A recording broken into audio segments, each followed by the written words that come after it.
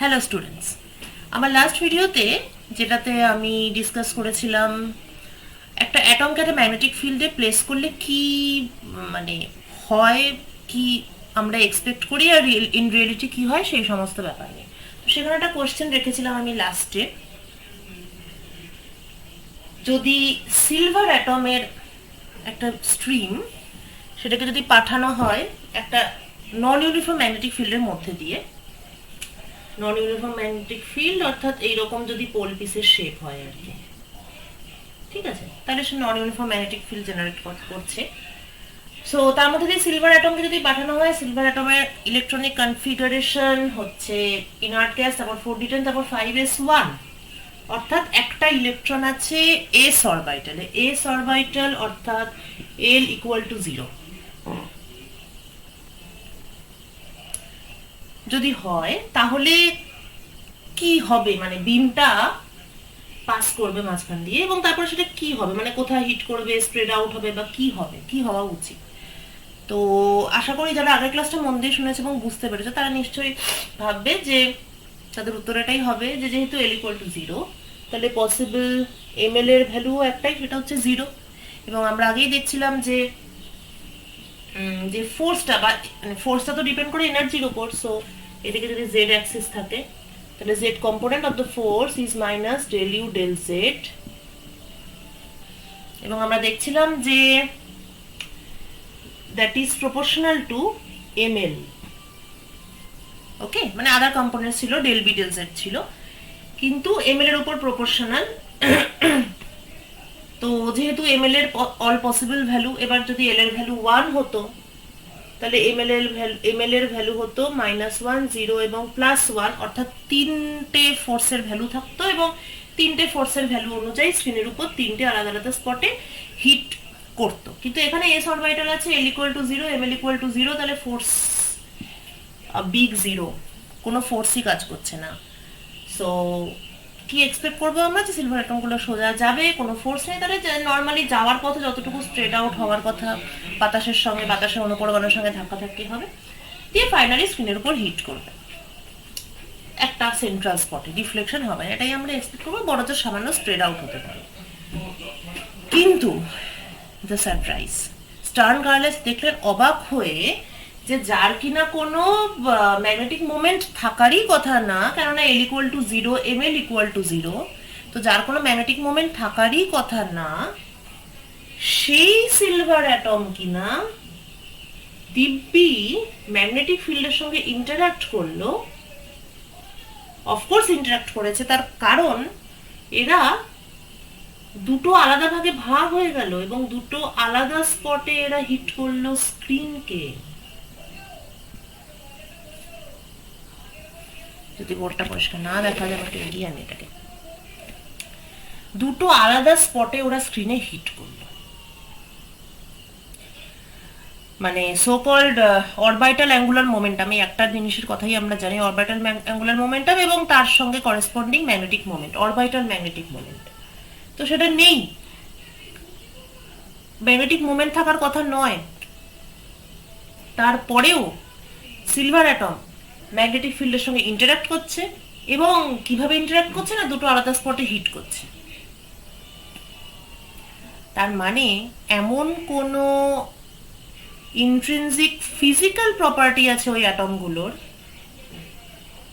যেটা আমরা orbital motion দিয়ে ব্যাখ্যা করতে পারি না। যেই জিনিসটা আমরা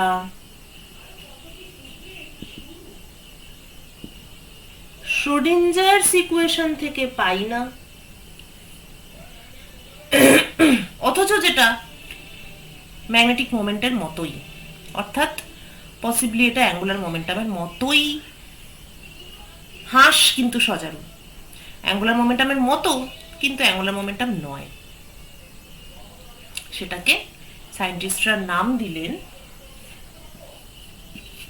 স্পিন। খুব মিসগাইডিং একটা নাম, কারণ স্পিন কিন্তু এখানে কেউ করে না।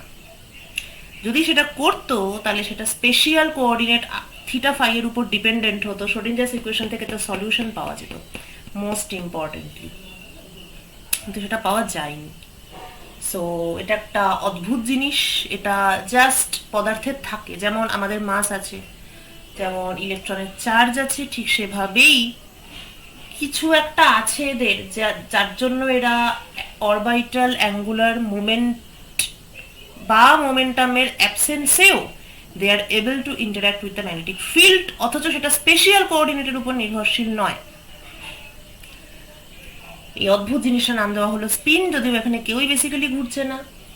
এবং লক্ষণীয় হলো যে ইলেকট্রনের ক্ষেত্রে, মানে এটা তো ইলেকট্রনই আছে 5s অরবিটালে সিলভার অ্যাটমে, তো ইলেকট্রনের ক্ষেত্রে এরা দুটো ভাগে ভাগ হচ্ছে, ঠিক আছে? সো ডিজেনারেসি ইজ 2,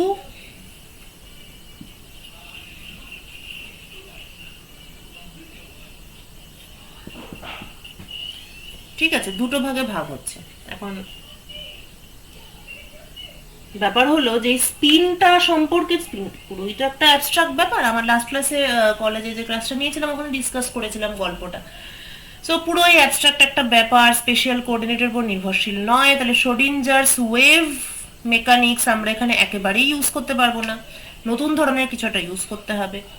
আর শুরু করব তো কোথা থেকে শুরু করব? একটাই ক্লু আছে, যেহেতু অ্যাঙ্গুলার মোমেন্টামের মতন একটা জিনিস সেইভাবেই ম্যাগনেটিক ফিল্ডের সঙ্গে ইন্টারাক্ট করছে, তাহলে আমি আপাতত থিওরিগুলো সব অ্যাঙ্গুলার মোমেন্টামের থিওরি থেকে পরপর টুকে যাবো। আর যদি টুকতেই হয় তাহলে শুরু ডিজেনারেসি থেকে করতে হবে, অর্থাৎ এমএল এর ভ্যালু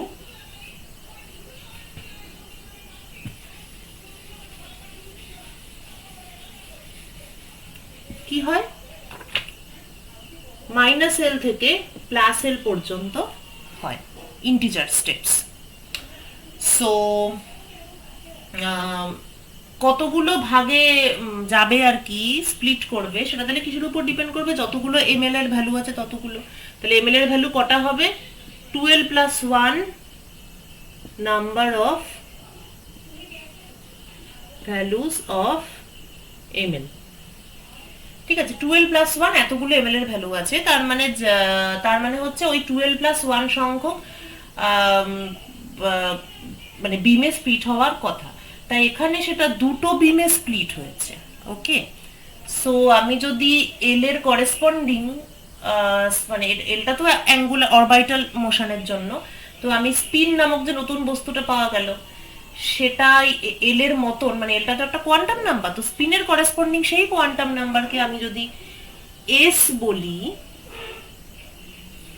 যেটা দেখা যাচ্ছে, আমি যদি এস বলি তাহলে আমাকে বলতে হবে যে একটা অপারেটর আছে এস, ক্যাপিটাল এস, এবং তার একটা জেড কম্পোনেন্ট আছে যেটা হচ্ছে গিয়ে এস জেড, আর একটা যে কোয়ান্টাম নাম্বার আছে সেটা হচ্ছে spin quantum number small S, এবং এস জেড যেটা আছে তার আইগেন ভ্যালু হচ্ছে এমএসএইচ কাট,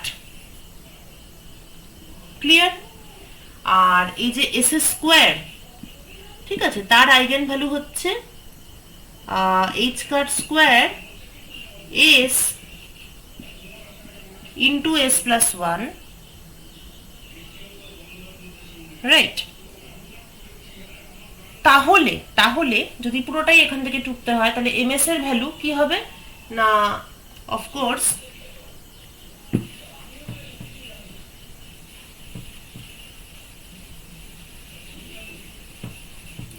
এমএস এর value -s -s+1 -s+2 s-2 s-1 s, -s থেকে +s পর্যন্ত 1 ইন্টিজার, মানে 1 স্টেপ করে করে বাড়তে বাড়তে যাবে, অর্থাৎ total number of possible values of ms will be 2s+1, এতগুলো সংখ্যক এমএস এর ভ্যালু হওয়ার কথা এবং এতগুলো সংখ্যক স্প্লিটিং পাওয়ার কথা, রাইট? তো ইলেকট্রন নিয়ে আমি যখন কাজ করছি তখন যেহেতু আমি দুটো স্পট পাচ্ছি, মানে আমার অরিজিনাল বিমটা ভেঙে দুটো স্পটে হিট করছে, তাহলে নিশ্চয়ই এমএস এর পসিবল ভ্যালু দুটো আছে, ঠিক কিনা? তাহলে possible value 2s+1 = 2. Therefore, solving this, s = 1/2. তাহলে ঠিক যেমন ভাবে ঠিক যেমন ভাবে এস অরবিটাল মোশনের ক্ষেত্রে বলছি, এস অরবিটালে থাকলে এল ইকুয়াল টু 0 হয়, পি অরবিটালে ঠিক যেমন ভাবে এস অরবিটালে থাকলে এল ইকুয়াল টু 0 হয়, এম এল ইকুয়াল টু 0 হয়। পি অরবিটালে থাকলে এল ইকুয়াল টু 1 হয়, এম এল এর ভ্যালু -1 0 +1 হয়। ডি অরবিটালে থাকলে এল ইকুয়াল টু 2 হয়, এম এল এর ভ্যালু -2 -1 0 +1 +2 হয়। ঠিক সেভাবেই এই যে ইন্ট্রিনসিক যে একটা স্পিন নামক প্রথম জিনিস পাওয়া গেল, সেটা এক একটা পার্টিকেলের ক্ষেত্রে এক এক রকম, এবং ইলেকট্রনের ক্ষেত্রে এস যে কোয়ান্টাম নাম্বার তার ভ্যালু হচ্ছে হাফ। এখানে যেমন কি একটা পার্টিকেল বা একটা ইলেকট্রন কোন অরবিটালে আছে তার উপর এল এর ভ্যালু ডিপেন্ড করছে, স্পিনের ক্ষেত্রে কিন্তু তা নয়। স্পিনের ক্ষেত্রে পার্টিকেল স্পেসিফিক, একটা পার্টিকেলের স্পিন কোয়ান্টাম নাম্বার ফিক্স থাকে। যেমন ইলেকট্রনের স্পিন হাফ, প্রোটনের স্পিন হাফ, ফোটনের স্পিন কিন্তু 1। ঠিক আছে, তো এটা পার্টিকেল স্পেসিফিক। যেমন মাস একটা পার্টিকেলের একটা নির্দিষ্ট থাকে, সেরকম স্পিন একটা পার্টিকেলের একটা নির্দিষ্ট থাকে। তো তাই যদি হয় তাহলে এমএস এর ভ্যালু কি হবে না -1/2 এবং -1/2 +1 অর্থাৎ +1/2। এই দুটো ভ্যালু পসিবল, এবং তার জন্যই আমরা মানে দুটো এমএস আছে বলেই আমরা দুটো ফোর্স পেয়েছিলাম, কেননা ফোর্সের ভ্যালু অফকোর্স এমএল বা এমএস এর উপর নির্ভরশীল। অরবিটাল হলে এমএল এর উপর, আর স্পিনের জন্য হলে এমএস এর উপর। ক্লিয়ার? এবং সিলভার অ্যাটমের ক্ষেত্রে যেহেতু এমএলটা 0 ছিল, তাই শুধু এমএস এর অবদান ছিল। এবার তোরা বলতে পারিস যে তাহলে ম্যাডাম যে সমস্ত অ্যাটমের ক্ষেত্রে এমএল এবং এমএস দুটোরই অবদান থাকবে তাদের ক্ষেত্রে কি হবে? তাদের ক্ষেত্রে ব্যাপারটা আরো একটু কমপ্লিকেটেড হবে।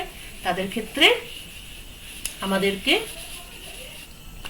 স্পিন এবং অরবিটালের যৌথ কম্বিনেশনে জে নামক অ্যাঙ্গুলার মোমেন্টামের কথা ভাবতে হবে, এবং সেখানে কোয়ান্টাম নাম্বার হবে এম জে, যার ভ্যালু -j থেকে +j পর্যন্ত এক এক করে বাড়বে। তো এখানে নানান রকম কাপলিং হবে, এলএস কাপলিং হতে পারে বা জে কাপলিং হতে পারে। সেই কাপলিং অনুযায়ী সেখানে অ্যাটমগুলোর ওই নানান রকম স্পিডিং হবে। তো পুরোটাই অ্যাটম ইন ম্যাগনেটিক ফিল্ডের গল্প। অ্যাটমকে ম্যাগনেটিক ফিল্ডের মধ্যে ফেলে আমরা যদি কিছু না করতাম, কোনো এক্সপেরিমেন্ট বা কোনো অবজারভেশন, তাহলে এই সমস্ত গল্প আদৌ কবে আসতো মানে সেটা আমরা কেউই জানি না। Okay fine. তো সব মিলিয়ে এক্সপেরিমেন্টাল ফ্যাক্ট যে electron is a spin half particle. ঠিক আছে?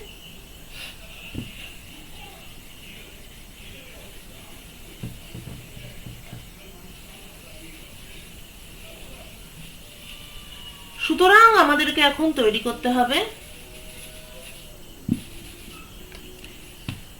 থিওরি অফ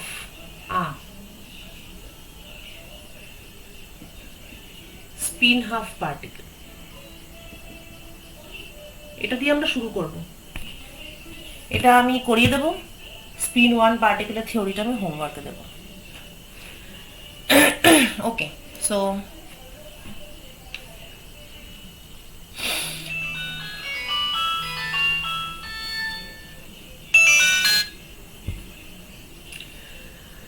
আচ্ছা, তো আমরা শুরু করব প্রথমে। আচ্ছা, ফার্স্ট কোয়েশ্চেন হচ্ছে ওয়েভ মেকানিক্স এখানে অ্যাপ্লিকেবল নয়, এবং স্টেটগুলোকে আমরা কেট দিয়ে রিপ্রেজেন্ট করব, কারণ এটা একটা অ্যাবস্ট্রাক্ট একটা পর্যায়ে চলে যাচ্ছে। এবং আপাতত আমরা এদেরকে একটা ম্যাট্রিক্স দিয়েই রিপ্রেজেন্ট করব, মানে ক্যালকুলেশনটা বা ম্যাথমেটিক্সের সবটাই হবে ম্যাট্রিক্স ক্যালকুলেশন। সেই জন্য এটাকে এখন বলা হবে ম্যাট্রিক্স মেকানিক্স। ঠিক আছে, নতুন অ্যাপ্রোচ। এটাকে দিয়ে তোদের বলছিলাম গল্পটা। সো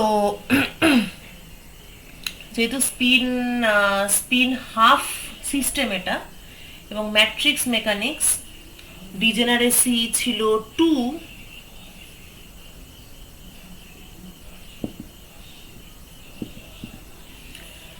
এখানে যেটা বলার সেটা হচ্ছে যে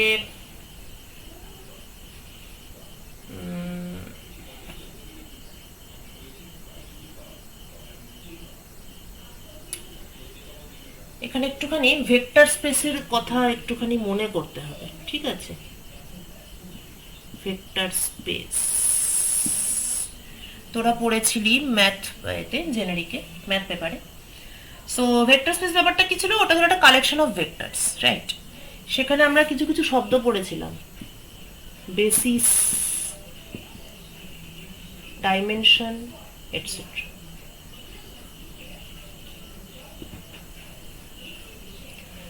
তো বেসিস আমরা কাকে বলি? একটা এমন সেট অফ ভেক্টরস, যেমন 3 ডাইমেনশনাল স্পেস, এবং বেসিস ওখানে কি ছিল? I cap, J cap, K cap. তো এদের ব্যাপারটা কি ছিল? এরা মিউচুয়ালি এরা linearly independent of each other, এবং যে কোনো ভেক্টরকে এই 3টে টার্মেই লেখা যেত। এর থেকে বেশি বা কম দিলে পরে ওকে লেখা যেত না, সোজা বাংলায় এটাই, ঠিক আছে? এর থেকে বেশি বা কম ইউনিট ভেক্টর দিলে কোনো ভেক্টরকে লেখা যাবে না, আর এটা লিনিয়ারলি ইন্ডিপেন্ডেন্ট, এবং এদের যে সংখ্যা সেটাই ডাইমেনশন অফ ভেক্টর স্পেস। তো এই ম্যাট্রিক্স মেকানিক্সে আমরা এই অ্যাবস্ট্রাক্ট স্পেসটাকে এইভাবেই তৈরি করব, এবং এই ভেক্টর স্পেসের করেসপন্ডিং যে ব্যাপারটা এখন আমরা তৈরি করব এই অ্যাবস্ট্রাক্ট কেটগুলোকে রাখার জন্য বলতে বেসিক্যালি অ্যাবস্ট্রাক্ট কেটের কালেকশনকে আমরা কি বলবো, এটা হচ্ছে প্রশ্ন, ঠিক আছে? মানে ভেক্টর স্পেস তো বেসিক্যালি একটা কালেকশন, বা এটাও বলতে পারি যে ভেক্টরগুলো যেখানে থাকে, তো কেটগুলো কোথায় থাকবে? তাহলে কেটগুলোর একটা কালেকশন, তার একটা স্পেস, তার একটা নাম দিতে হবে। বেসিক্যালি স্পেস বলতে আমরা কিন্তু ওটাই বুঝি। পজিশন স্পেস মানে পজিশনের কালেকশন, মোমেন্টাম স্পেস মানে মোমেন্টামের কালেকশন। উল্টো দিক করে বলতে গেলে মোমেন্টামগুলো কোথায় থাকে? মোমেন্টাম স্পেসে। পজিশনগুলো কোথায় থাকে? পজিশন স্পেসে। কেট ভেক্টরগুলো কোথায় থাকবে? The great and great Hilbert স্পেসে। বলছিলাম ভগবানের মতো ব্যাপার, তাহলে হিলবার্ট স্পেসকে বলতে হবে দ্য হেভেন, স্বর্গ, ঠিক আছে? So Hilbert space is a very special type of vector space.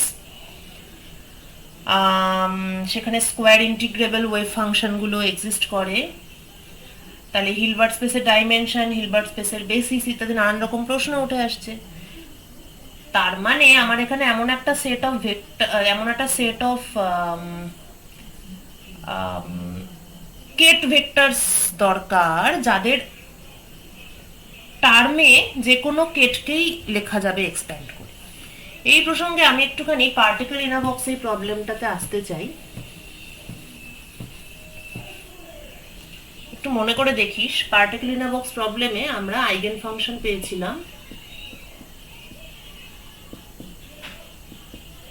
এই রকম। তারপর আমরা জেনারেল ওয়েভ ফাংশনটাকে এইভাবে লিখেছিলাম।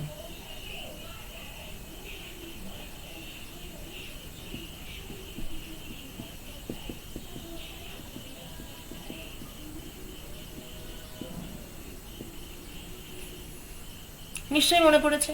তাহলে এখানে আমরা কি করছি? একটা জেনারেল ওয়েভ ফাংশনকে লিখছি জেনারেল ওয়েভ ফাংশনকে লিখছি এদের একটা সামেশন হিসেবে আছে। এটাকে আমি t=0 বসাই, তাহলে ব্যাপারটা আরো দেখতে সুবিধা হবে। t=0 বসে এটাকে আমি psi x করে দিচ্ছি, তাহলে এটা কি হচ্ছে? n=0 to infinity cn phi n x, তাই তো? রাইট?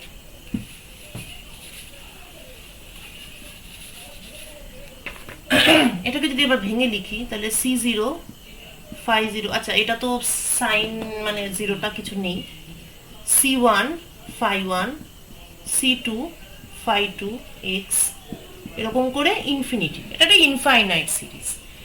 বক্তব্যটা হলো যে একটা জিনিস দেখ, তাহলে যে কোনো ওয়েভ ফাংশনকেই কিন্তু তুই এই phi n এর টার্মে লিখতে পারছিস।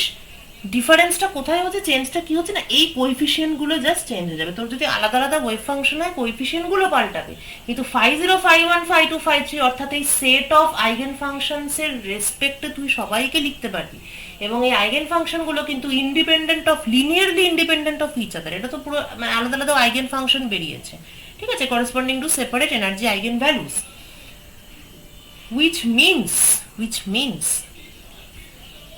basically any set of eigenfunctions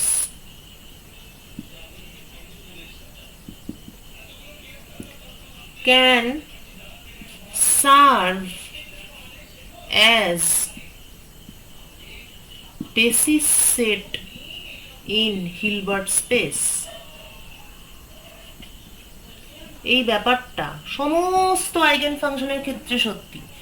যে কোনো অপারেটরের আইগেন ফাংশন তো কোনো অপারেটরেরই হয়, যে কোনো অপারেটরের complete set of eigen functions তারা একটা বেসিস হিসাবে কাজ করতে পারে, এবং বেসিসের সংখ্যাটাই ডাইমেনশন।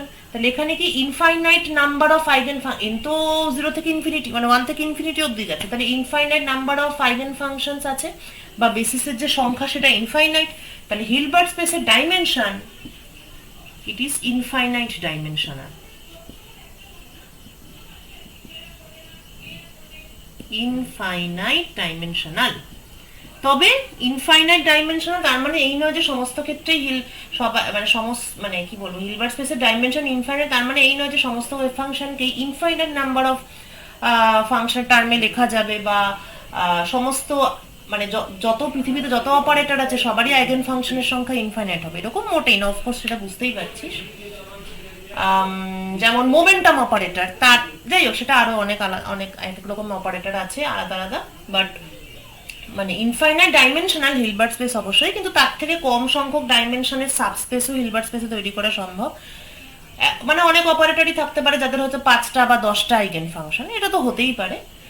তো ম্যাক্সিমামটা ইনফাইনাইট ডাইমেনশনাল, কিন্তু হিলবার্ট স্পেসের অনেক সাবস্পেসও থাকতে পারে, ডিপেন্ড করছে অপারেটরের উপর। অপারেটরে যতগুলো আইগেন ফাংশন, তাহলে আলাদা আলাদা অপারেটর থেকে আমরা আলাদা আলাদা বেসিস সেট পেতে পারি।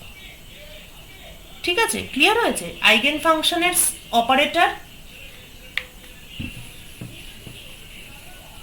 বিভিন্ন রকমের অপারেটর হতে পারে, যা মাপছি সেটা অবজারভেবল, তার করেসপন্ডিং হচ্ছে অপারেটর। অবজারভেবলস তার করেসপন্ডিং হচ্ছে অপারেটরস। অপারেটরস মানেই হচ্ছে সেট অফ আইগেন স্টেটস, এবং যত রকম এরকম সেট অফ আইগেন স্টেটস পাবো তারা সকলেই আমাদের বেসিস সেট হিসেবে কাজ করতে পারে।